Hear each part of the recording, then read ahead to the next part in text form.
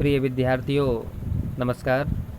मैं प्रीतम प्रसाद विश्वकर्मा फिर से आपके सामने उपस्थित। मैं अपने प्रीतम प्रसाद ऑनलाइन स्टडी पॉइंट चैनल में आपका हार्दिक स्वागत करता हूं। विद्यार्थियों, आज मैं हाई स्कूल कक्षा 10 की जो हिंदी विषय है, इसमें जो 30% की कटौती की गई है वह है कौन कौन से सब विषयों को उसमें जो है डिलीट किया गया है तथा किन किन विषयों का हमें अध्ययन करना है। उन सभी विषयों पर, उन सभी पॉइंटों पर और उन सभी पाठों पर अभी जो है उस पर चर्चा करेंगे। क्योंकि इससे पहले हमारे इस चैनल को आप सब्सक्राइब करें, लाइक करें, शेयर करें तथा जो भी कहीं कोई दिक्कत हो तो हमें कमेंट बॉक्स में लिख करके अवश्य भेजें। विद्यार्थियों, आगे बढ़ते हैं, हिंदी विषय पर चर्चा करेंगे।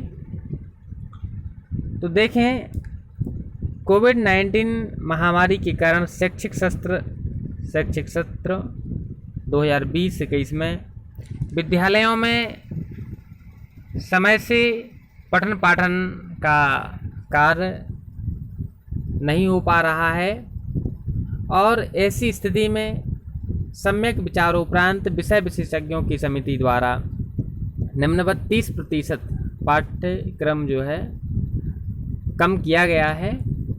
अब जो पाठ डिलीट किए गए हैं उनको देखते हैं किन किन पाठों को सिलेबस से अलग किया गया है। तो देखें, गद्य के अंतर्गत अर्थात आपकी पुस्तक है गद्य संकलन, जिसमें क्या लिखूं, पहला पाठ पद्मलाल पुन्नालाल बख्शी द्वारा लिखित, इसको डिलीट किया गया है। दूसरा, ईर्ष्या तू ना गई मेरे मन से, रामधारी सिंह दिनकर जी द्वारा लिखित, इसको अलग किया गया है। और पानी में चंदा और चांद पर आदमी, जयप्रकाश भारती जी द्वारा लिखित, इस पाठ को जो है डिलीट कर दिया गया है। काव्य हेतु अर्थात काव्य संकलन पुस्तक में जो है किन किन पाठों को डिलीट किया गया है, तो इनको देखें जरा। सुमित्रानंदन पंत जी द्वारा लिखित चंद्रलोक में प्रथम बार, इसको अलग किया गया है। महादेवी वर्मा द्वारा लिखित वर्षा सुंदरी के प्रति, इसे अलग किया गया है। माखनलाल चतुर्वेदी द्वारा लिखित जवानी, इसको अलग किया गया है। केदारनाथ सिंह जी द्वारा लिखित नदी, इसको अलग किया गया है। और अशोक वाजपेयी द्वारा लिखित युवा जंगल, इस पाठ को भी जो है डिलीट किया गया है।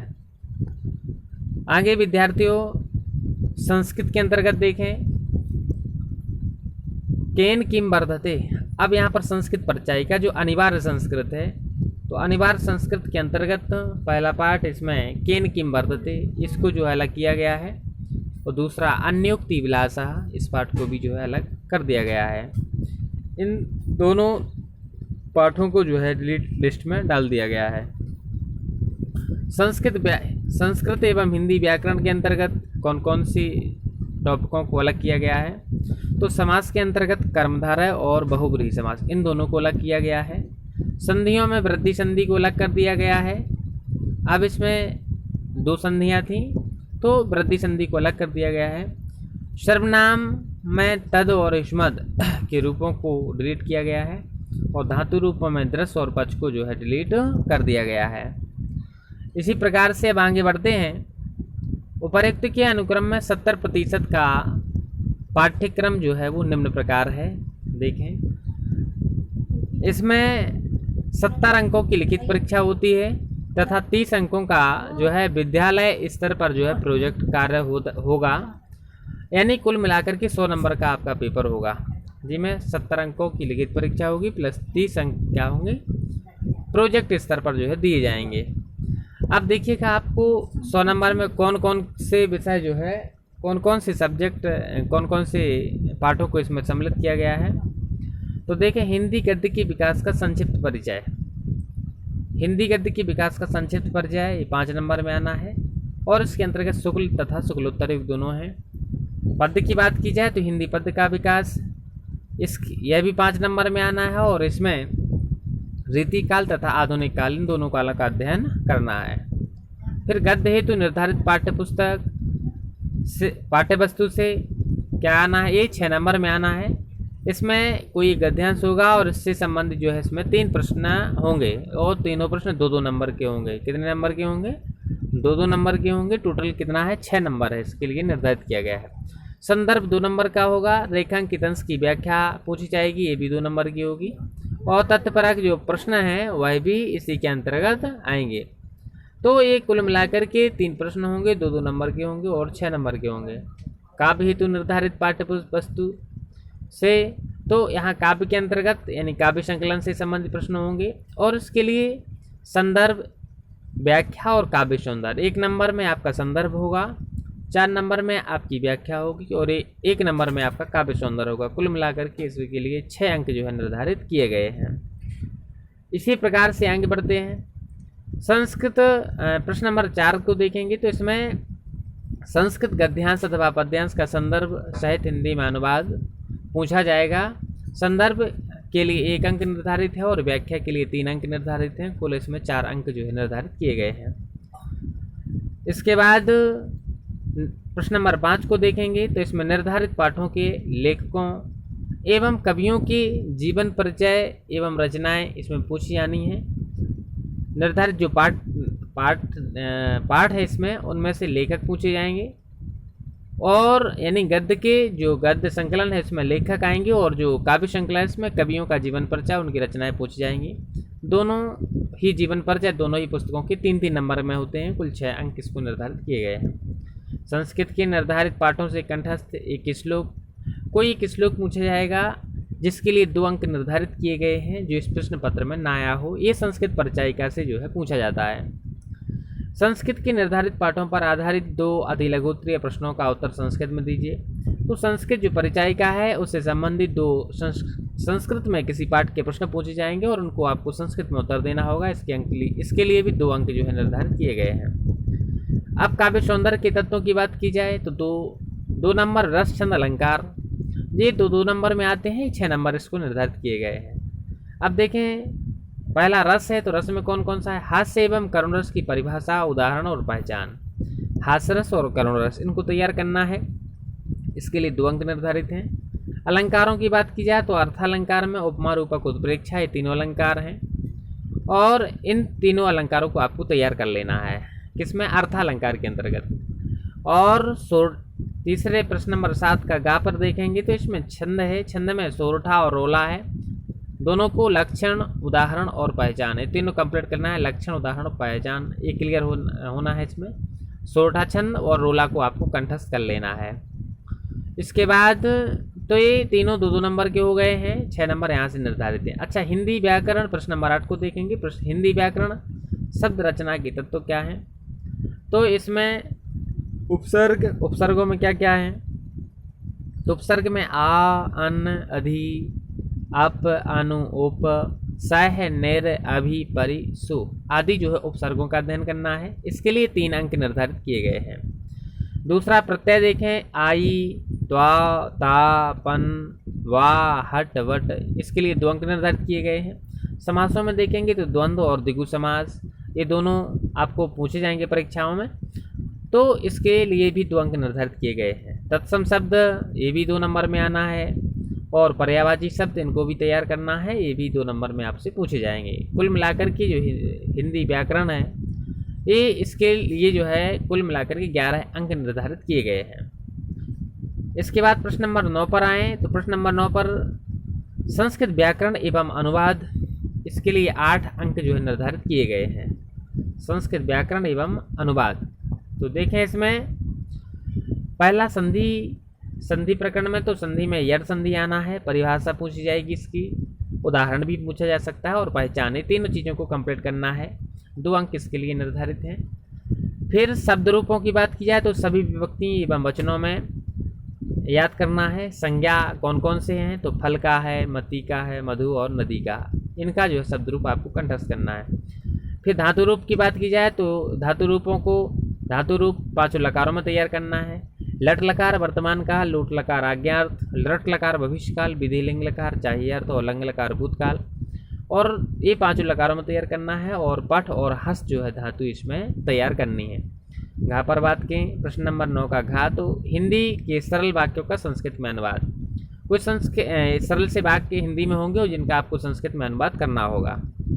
इसके बाद प्रश्न नंबर 10 पर निबंध रचना, वैज्ञानिक अर्थात निबंध रचना के अंतर्गत वैज्ञानिक, सामाजिक, धार्मिक, सांस्कृतिक, आर्थिक समस्याओं पर आधारित एवं जनसंख्या, स्वास्थ्य, शिक्षा, पर्यावरण एवं यातायात के नियम पर आधारित विषय, और ये 6 अंक इसको निर्धारित किए गए हैं। प्रश्न नंबर 11 पर खंड काव्य, संक्षिप्त, कथावस्तु, घटनाएं और चरित्रण है इसमें, और 3 अंक निर्धारित हैं। खंड काव्य, संक्षिप्त, कथावस्तु, अर्थात इसमें ज्योति जवाहर खंड काव्य आता है। पंडित जवाहरलाल नेहरू जी के विषय में इसका जो है वर्णन किया गया है। उनके जीवन चरित्र से संबंधित जो है प्रश्न पूछे जाते हैं। तो ये ज्योति जवाहर खंड काव्य आपको तैयार कर लेना है, और ये 3 अंक इसको निर्धारित किए गए हैं। आंतरिक मूल्यांकन प्रत्येक 2 माह के अंतिम सप्ताह में होगा, और ये 30 अंक इसको निर्धारित किए गए हैं। प्रथम जो माह है, प्रथम 2 माह का जो आंतरिक मूल्यांकन होगा, इसमें वाचन है, भाषण, वाद विवाद, विचारों की अभिव्यक्ति आदि होगा। द्वितीय 2 मासिक के होंगे, इसमें व्याकरण संबंधी प्रश्न पूछे जाएंगे। और तृतीय होगा जो 10 अंक है, इसमें सृजनात्मक निबंध का, नाटक, कहानी, कविता और अपठित गद्यांश होंगे। निर्धारित पाठ्यवस्तु, अब देखें जो पाठ आपके लिए सिलेबस में चयनित किए गए हैं जिनको अध्ययन करना है, और यही बोर्ड परीक्षा में इन्हीं से प्रश्न आपसे पूछे जाएंगे। तो देखें इसमें पहला आपका मित्रता है, आचार्य रामचंद्र शुक्ल जी द्वारा लिखित। दूसरा ममता है, जयशंकर प्रसाद जी द्वारा लिखित। और तीसरा भारतीय संस्कृति, डॉक्टर राजेंद्र प्रसाद द्वारा। और चौथा आपका अजंता है, भगवत शरण उपाध्याय जी द्वारा लिखित। ये आपसे परीक्षा में जो है पूछा जाएगा। अब काव्य के अंतर्गत आए तो सूरदास जी द्वारा लिखित पद हैं। तुलसीदास जी द्वारा रचित धनुष भंग बनपथ पर, रसखान द्वारा रचित सवैये और कवित, बिहारी लाल द्वारा रचित भक्ति नीति, रामनरेश त्रिपाठी द्वारा लिखित स्वदेश प्रेम, मैथिली शरण गुप्त द्वारा लिखित भारत माता का यह मंदिर, और महादेवी वर्मा द्वारा रचित हिमालय से, सुमित्रा नंदन पंत द्वारा रचित चींटी, माखनलाल चतुर्वेदी द्वारा रचित पुष्प की अभिलाषा, सुभद्रा कुमारी चौहान द्वारा रचित झांसी की रानी की समाधि पर, अशोक वाजपेयी भाषा एकमात्र अनंत है, और श्याम नारायण पांडे हल्दी घाटी। ये आपको काव्य संकलन के अंतर्गत इन पाठों का आपको अध्ययन करना है, और क्रमवार इनका लगातार आप अध्ययन करेंगे। इसके बाद संस्कृत हेतु, तो संस्कृत परिचायिका से कौन कौन से पाठ पूछे जाने हैं जो अनिवार्य संस्कृत है आपकी। तो इसमें वाराणसी है, दूसरा देशभक्त चंद्रशेखरा, तीसरा छंदयोग उपनिषद, ये 6ठो अध्याय जो है ये पाठ दिया गया है। और इसके बाद भारतीय संस्कृति, आगे वीरा वीरेण पूज्यते, आरुणि श्वेत केतु संवाद और जीवन सूत्राणी, इन पाठों का जो है आपको अध्ययन करना है। और इसके बाद आगे आपके लिए ज्योति जवाहर खंड काव्य जो ललितपुर डिस्ट्रिक्ट के लिए है, तो इसको आपको तैयार करना है। ज्योति जवाहर खंड काव्य जो अपने ललितपुर जिले के लिए है, इसमें पंडित जवाहरलाल नेहरू जी के व्यक्तित्व का जो है वर्णन किया गया है। विद्यार्थियों, इस प्रकार से इस संपूर्ण पाठ को आपको जो है तैयार कर लेना है, संपूर्ण टॉपिक्स को तैयार कर लेना है, कॉपी पर नोट कर लेना है, और इन्हीं के आधार पर आपका जो सिलेबस चलेगा, जो विद्यालय में पठन पाठन कराया जाएगा, वो इन्हीं पाठों पर आधारित होगा। और जो है इन्हीं पर निर्भर करते हुए, इन्हीं को आधार मानते हुए और इन्हीं का क्रमवार अध्ययन करते हुए आपके सिलेबस को अंतिम रूप जो है दिया जाएगा।